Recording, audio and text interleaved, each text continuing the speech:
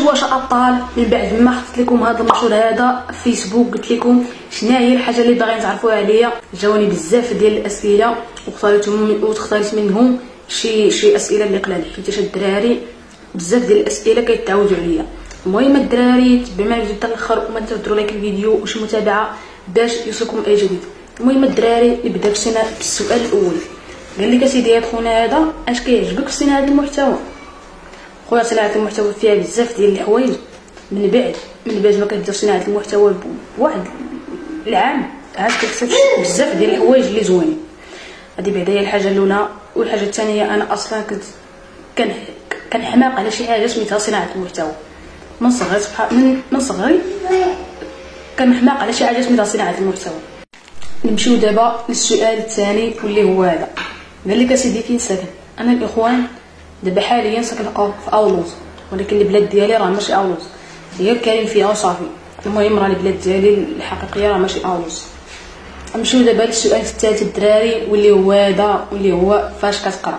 الاخوان انا ما كنقراش، كنت كنقرا في المدرسه الثالثات ولكن خرجت من المدرسه صافي ومشيت لواحد الجامع صافي بقيت كنقرا فيه صافي ما بقيتش كنقرا وليت خدام دابا الاخوان.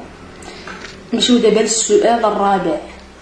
شحال في عمرك ومنين انت وكيف جاتك الفكره؟ الحاجه الاولى الاخوان في عمري 18 سنه، في عمري 18 سنه. والحاجه الثانيه منين انت؟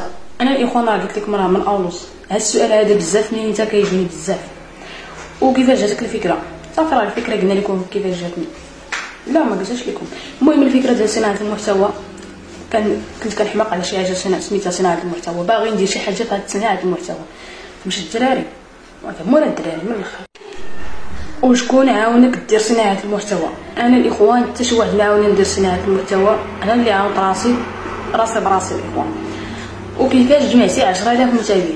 10000 متابع كنلف فيديو كل نهار صافي، كل نهار بالاستمراريه كنلف فيديو كل نهار صافي لقيت راسي وصلت ل 10000 متابع. المهم الدراري هادشي اللي كان في هاد الاسئله ديال اليوم. ما تنساوش ديروا معكم ديك اللايك الفيديو وشي متابعه وشي تعليق زوين باش يحفزنا باش كل نهار نلوح لكم فيديو.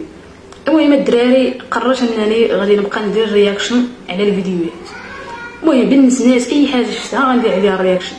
قولوا لي الدراري اش بالكم على هاد الفكره هادي ديال انني نبقى ندير رياكشن للدراري الرجل.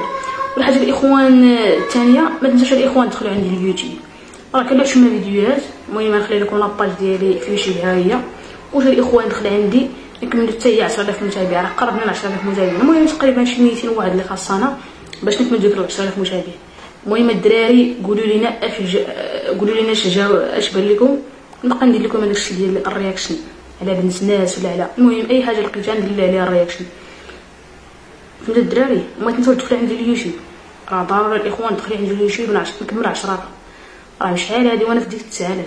المهم راه بقى لي شي 200 متابع باش نكمل ديك 10000 متابع حتى هي في يوتيوب باش نبلبلوها 10000 في فيسبوك 10000 في انستغرام و 10000 في يوتيوب.